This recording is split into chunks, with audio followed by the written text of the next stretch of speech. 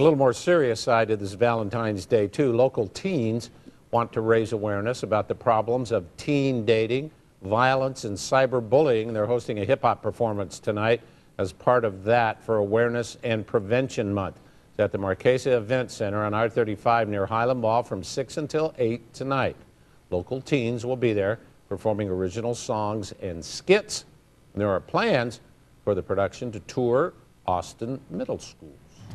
February is Teen Dating Violence Awareness Month, and when it comes to dating violence, the numbers are pretty extraordinary. About 1 in 5 teens experiences physical, emotional, or verbal abuse from a dating partner. Barbara Ball and Zell Miller III are both from Safe Place. We appreciate you coming in. Thank you for having us. Give us an idea of how serious this problem really is in America today.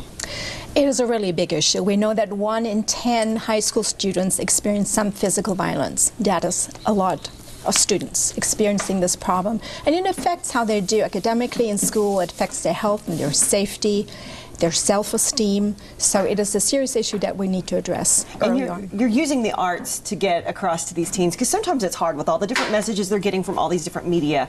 And tell us how it's working. Well, with organizations like the Cypher, which is a teen organization, Changing Lives Theater Company, a teen organization, we found the best way to reach teens is to speak to them in their language. We're adults, so we put the problem on the table, and then these amazing teens figure out a way to talk about these issues that they can have dialogue with each other, so it becomes like a conversation between 2 teens, and they're still getting the message across. So our job is to help with the messaging, so it's clear, but we allow the teens to talk to themselves. So, and they're extremely talented. And we're looking at some scenes from a play that is touring Austin schools. What is this play about exactly? Well, it was written by teens, and they talk about the relationship drama in middle and high school, and they figured it all starts with labeling and stereotyping, because people are labeled as outsiders, as nerds, as the player, as the popular kids, and then they have to act a certain way and fulfill that label.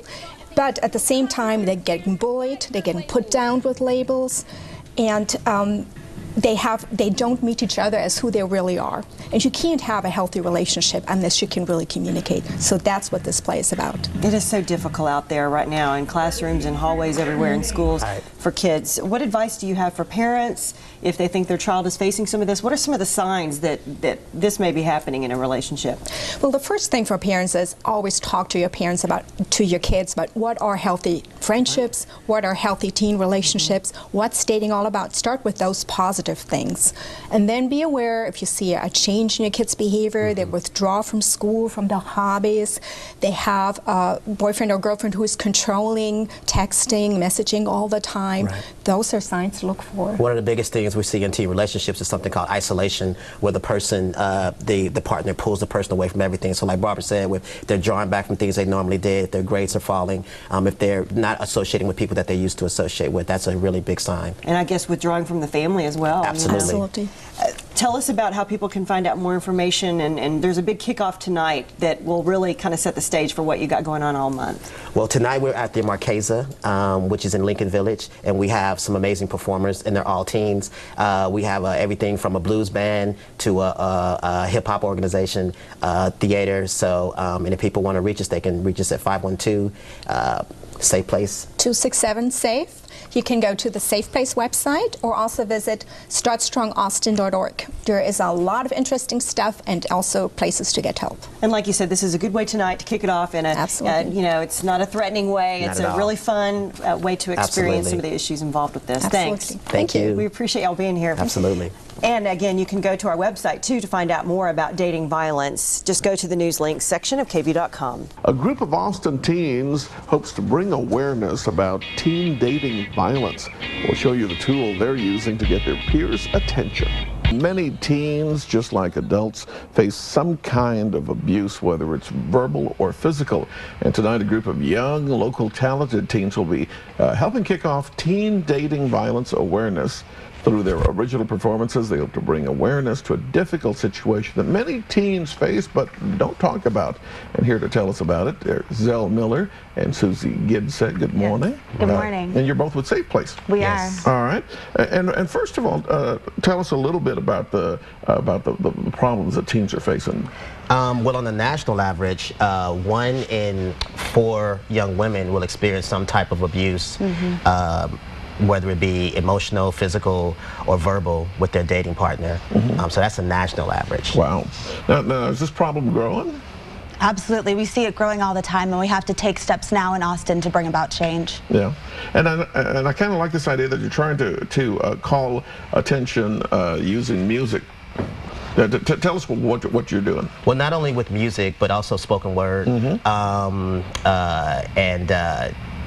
teens, theater. We've and the cool thing about this is that this is teen led. We asked the teens what would be the best way to get this information out to people like yourself, and this is what they came back with. Absolutely. Teens are creative, and we know that these creative means are what really get them talking and help them make change in their own relationships. All right. Well, tell us what you've created to get this message across tonight. We've created something called National Teen Dating Violence Awareness Kickoff Event, and it started in 2005.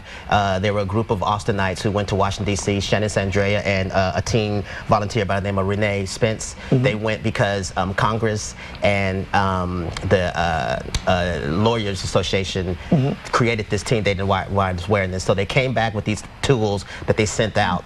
And again, we talked to teens about what's the best way to kick this off. So we created this event. And Susie, what's going to be going on tonight? It's called Riot, the Silence to End Dating Violence. It's at the Marquesa Event Center, which is by Highland Mall in Lincoln Village. And it's going to be about 300 students there, performers like the Peterson Brothers and the Cypher, Austin Hip Hop Project, and Changing Lives Youth Theater Ensemble, and a bunch of providers from all across Austin. And it's going to be a really big party, but also a really good cause to raise awareness about a really important issue of teen dating violence awareness. Okay, and what time does this start? 6 o'clock. 6 o'clock. Excellent, because it's a school night. Absolutely. And we're out by 8. Okay, great. All right. Yes. Well, thank you guys for coming in and letting us know about it. And you can catch tonight's performance again. It's at the Marquesa Event Center.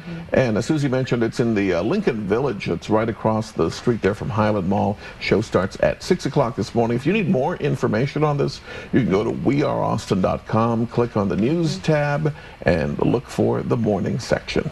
1 in 5 teenagers has experienced abuse by dating a dating partner, and it's why a new joint effort is underway, hoping to spread the awareness to middle schools in Central Texas. Fox 7's Nancy Zambrano joins us live in the newsroom with the story. Nancy?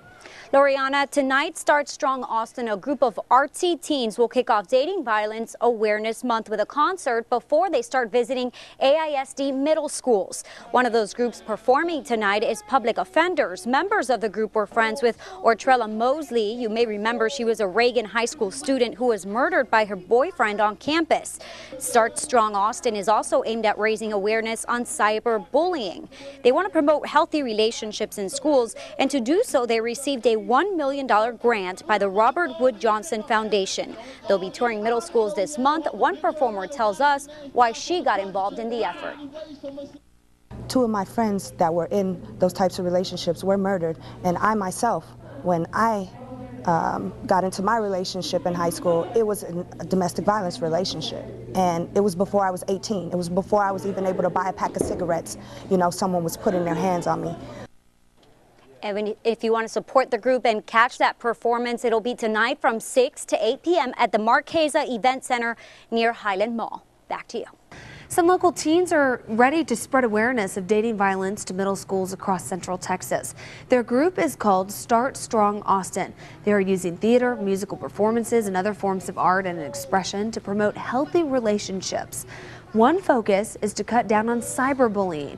The teens will be touring middle schools this month, and one performer tells us the serious reason she got involved with this effort.